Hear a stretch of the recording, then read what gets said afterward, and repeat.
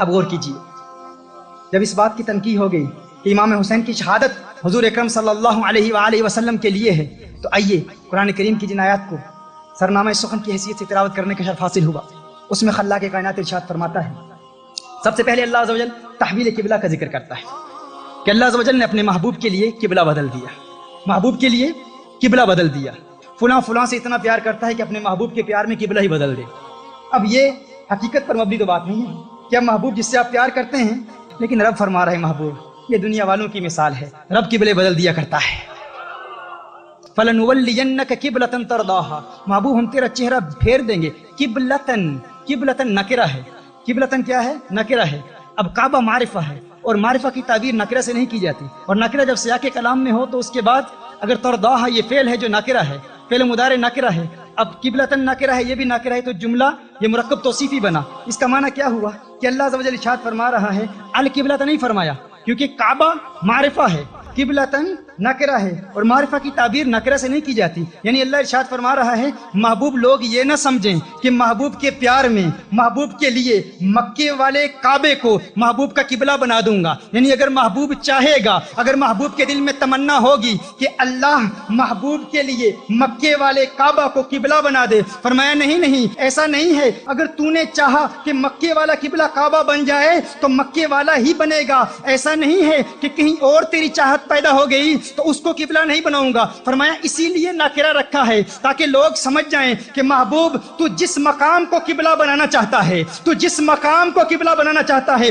محبوب ادھر تیرے دل میں تمنا پیدا ہوگی کہ کس مقام کو اللہ قبلہ بنا دے، فرمایا محبوب ادھر تیری زلف، ادھر تیرے گیسو رخ بدلیں گے، ادھر تیرے گیسو پھریں گے، ادھر اللہ قبلہ پھیر دے گا، قبلہ پھیر دے گا۔ ایسا نہیں ہے کہ فقط مکہ والا قبلہ، قبلتن فرمایا ترضاہ، محبوب جہاں تو راضی ہے رب اس کو قبلہ بنا دے گا۔ تو پہلے تحویل قبلہ کا ذکر ہے، قبلہ کے بدلنے کا ذکر ہے۔ اب دیکھیے اس کے فوراً بعد اب لوگ بڑے حیران تھے، متعجب تھے کہ یہ کیسے ہو گیا کہ قبلہ ہی بدل دیا، تعجب تھا نا کہ قبلہ ہی بدل دیا، محبوب کے پیار میں قبلہ بدل دیا۔ اب فوراً بعد ارشاد فرماتا ہے کما ارسلنا فیکم رسولا منکم یتلو علیکم آیاتنا ویزکیکم ویعلمکم الکتاب والحکمہ ویعلمکم ما لم تکونوا تعلمون۔ اللہ ارشاد فرماتا ہے کما تشبیہ کے لیے آتا ہے، تم اس بات پر حیران ہو، اب رب بتا رہا ہوں، لنک بتا رہا ہوں اور کربلا کی طرف آ رہا ہوں، لنک بتا رہا ہوں۔ دیکھیے پہلے فرمایا تحویل قبلہ کا ذکر ہے، قبلہ کے بدلنے کا ذکر ہے، اس کے فوراً بعد کما ارسلنا محبوب دینے کا ذکر ہے کہ میں نے اپنا محبوب تمہیں دے دیا، کما ارسلنا جس طرح دیا۔ اب کما کیا ہے؟ یہ تشبیہ کے لیے آتا ہے، کما کس کے لیے آتا ہے؟ تشبیہ کے لیے، جس طرح، یعنی تم حیران ہو، تم اس بات پر حیران ہو کہ اللہ نے قبلہ بدل دیا، کس طرح بدل دیا۔ اب کما کا لنک دیکھو، کما جس طرح، تم کہتے ہو قبلہ کس طرح بدل دیا، کہا جس طرح محبوب دے دیا۔ قبلہ بدلنا بڑی بات ہے یا محبوب دینا بڑی بات ہے؟ بھائی کبھی کوئی کسی کو اپنا محبوب دیتا ہے؟ کسی سے پیار ہو جائے تو اب اپنا محبوب کسی کو دو گے؟ بھائی دینا تو بڑی بات ہے، کوئی کسی دوسرے کو اپنا محبوب دکھاتا بھی نہیں ہے، چھپاتا ہے کہ کوئی میرا محبوب دیکھے نا، محبوب کو چھپاتے ہیں۔ جس سے پیار ہو جائے انسان کہتا ہے کوئی اسے نہ دیکھے، یہ کسی کو نہ دیکھے، یہ مجھے دیکھے میں اسے دیکھوں۔ آن بسو مورے نینن میں اکھیاں بند کر لوں، نہ میں دیکھوں غیر کی جانب، نہ تو ہے دیکھن دوں۔ Oh beloved, come and reside in my eyes, come and live in my eyes. Why do you want your beloved to come and live in your eyes? So I can close my eyes. Oh lover, why do you want to close your eyes? I want my beloved to come and live in my eyes, and I want to close my eyes so my beloved can see none other than me and I can see none other than my beloved. جب پیار ہو جاتا ہے کسی سے، محبت ہو جاتی ہے کسی سے، تو انسان کسی اور کو دیکھنا نہیں چاہتا، انسان کہتا ہے زندگی جائے، جسم جائے، سب کچھ برباد ہو جائے، دو نین سلامت رہیں، میری دو آنکھیں سلامت رہیں، دو آنکھیں سلامت رہیں، تاکہ میں محبوب کو دیکھتا رہوں۔ کاگا مورا سب تن کھائیو، چن چن کھائیو ماس، پر دو نین مورے نہ کھائیو، مہ پیا ملن کی آس، مہ پیا ملن کی آس۔ کاگا سب کچھ کھا جاؤ، جسم کھا لو، آنکھیں نہیں کھانا، کیونکہ ان آنکھوں سے محبوب کا جلوہ دیکھتا ہوں، ان آنکھوں سے محبوب کا دیدار کرتا ہوں۔ تو میں عرض کر رہا تھا کہ اللہ نے محبوب دے دیا، تو اللہ ارشاد فرما رہے کما ارسلنا، تم اس بات پر متعجب ہو، اس بات پر حیران ہو کہ قبلہ بدل دیا؟ کہا نہیں، اس سے بڑی بات دیکھو، ہم نے تو اپنا محبوب دے دیا ہے۔ اب سوال ہی پیدا ہوتا ہے، اس کے فوراً بعد ذکر کا بیان آ گیا، فاذکرونی اذکرکم۔ اب ذکر کا کیا تعلق ہے؟ تو جب انسان کسی کو اپنا محبوب دیتا ہے کوئی پیاری چیز دیتا ہے، کسی کو آپ تحفہ دیتے ہیں تو کیا کہتے ہیں؟ جا یہ تحفہ لے لے، مجھے یاد رکھنا بھولنا نہیں، جب بھی اس تحفے کو دیکھنا مجھے یاد کر لینا۔ اللہ نے اپنا محبوب دے دیا، فاذکرونی اذکرکم واشکروا لی ولا تکفرون، میں نے تمہیں اپنا محبوب دیا ہے، مجھے یاد رکھنا، مجھے نہ بھول جانا۔ اور محبوب کی تعظیم کی صورت میں جب تو مجھے یاد کرے گا تو تیرے درجات کی بلندی کی صورت میں میں تیرا چرچا کروں گا، میں تیرا چرچا کروں گا۔ اب سوال پیدا ہوتا ہے کہ فوراً اس کے بعد اللہ عز و جل کیا فرماتا ہے؟ استعینوا بالصبر والصلاۃ۔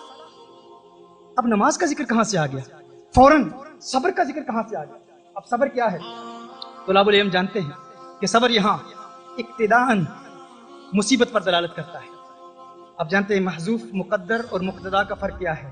یہاں شریعت کا تقاضا بھی ہے، لغت کا تقاضا بھی ہے، عقل کا تقاضا بھی ہے کہ یہاں مصیبت مقتدا ہو، یعنی صبر اسی وقت کیا جاتا ہے جب مصیبت آتی ہے، جب مصیبت آتی ہے تو صبر کیا جاتا ہے۔ یعنی گویا اللہ ارشاد فرما رہا ہے کہ جب میں نے تمہیں اپنا محبوب دے دیا، میرا محبوب ملے گا، تجھے اللہ یاد آئے گا، اللہ کا ذکر تو کرے گا، لیکن یاد رکھنا اس ذکر میں پھر مصیبتیں بھی آئیں گی، تکلیفیں بھی آئیں گی، اس ذکر میں پھر تکلیفیں بھی آئیں گی۔ فرمایا جب یہ تکلیفیں آئیں گی، مصیبتیں آئیں گی، استعینوا بالصبر والصلاۃ، پھر صبر سے مدد طلب کرنا اور نماز سے مدد طلب کرنا، صبر سے مدد حاصل کرنا اور نماز سے مدد حاصل کرنا۔ پھر اس کے فوراً بعد ارشاد فرمایا وَلَا تَقُولُوا لِمَنْ يُقْتَلُ فِي سَبِيلِ اللَّهِ أَمْوَاتٌ۔ اب یہاں پر شہداء کا ذکر کیوں آ گیا کہ جو اللہ کی راہ میں قتل کیے جائیں انہیں مردہ نہ کہو؟ اللہ ارشاد فرما رہا ہے، اب رب دیکھیے، تعلق دیکھیے، اللہ ارشاد فرما رہا ہے کہ مت سمجھنا کہ صبر کرتے رہو گے تو مصیبت ٹل جائے گی۔ کبھی کبھی ایسا وقت بھی آتا ہے کہ انسان صبر کرتا رہتا ہے، لیکن صبر کرتے ہوئے اس کی موت بھی واقع ہو جاتی ہے، لیکن اس موت سے نہ ڈرنا، یہ نہ سوچنا موت آ جائے گی مر جاؤں گا۔ کہا وَلَا تَقُولُوا لِمَنْ يُقْتَلُ فِي سَبِيلِ اللَّهِ أَمْوَاتٌ، ہر شہید زندہ ہے، مردہ نہیں ہوتا۔ شہید تو زندہ ہوتا ہے، شہید مرتا نہیں ہے۔ اب شہید کا ذکر، اب رب سمجھ میں آ گیا، لنک سمجھ میں آ گیا، تحویل قبلہ، محبوب کا دیا جانا، محبوب کے دیے جانے کے بعد ذکر کے بعد استعانہ بالصلاۃ والصبر۔ اب آگے بڑھتے ہیں، پھر اس کے بعد چند آزمائشوں کا ذکر کیا، وَلَنَبْلُوَنَّكُمْ بِشَيْءٍ مِّنَ الْخَوْفِ وَالْجُوعِ وَنَقْصٍ مِّنَ الْأَمْوَالِ وَالْأَنفُسِ وَالثَّمَرَاتِ، کہ پھر ہم تمہیں آزمائیں گے، کبھی مال کے نقصان سے، کبھی جانی نقصان سے، کبھی بھوک سے، کبھی پیاس سے، کبھی خوف سے۔ اب غور کریں، اللہ ارشاد فرما رہا ہے کہ یہ آزمائشیں آئیں گی تمہاری زندگی میں۔ آزمائشوں کا ذکر ہے کہ اللہ آزماتا ہے، مت سمجھنا کچھ لوگ تو شہید ہو جاتے ہیں انہیں مصیبتوں میں، صبر کرتے ہوئے شہید ہو جاتے ہیں، کچھ ایسے ہیں جنہیں اللہ آزماتا ہے، اللہ آزمائشوں میں مبتلا کرتا ہے۔ کیسی آزمائشوں میں؟ کبھی جانی نقصان کے ذریعے، کبھی بھوک کے ذریعے، کبھی پیاس کے ذریعے، کبھی خوف کے ذریعے اللہ آزماتا رہتا ہے۔ اب آئیے دیکھیں، غور کریں، جب ہم کربلا کا واقعہ دیکھتے ہیں، پہلی بات تو یہ سمجھ میں آ گئی کہ امام حسین نے میرے آقا صلی اللہ علیہ وسلم کے لیے جام شہادت نوش فرمایا۔ امام حسین کس کے لیے شہید ہوئے؟ آقا کے لیے شہید ہوئے۔ آقا کی شہادت کا ظہور تام کہاں سے ہوا؟ امام حسین کی شہادت سے ہوا۔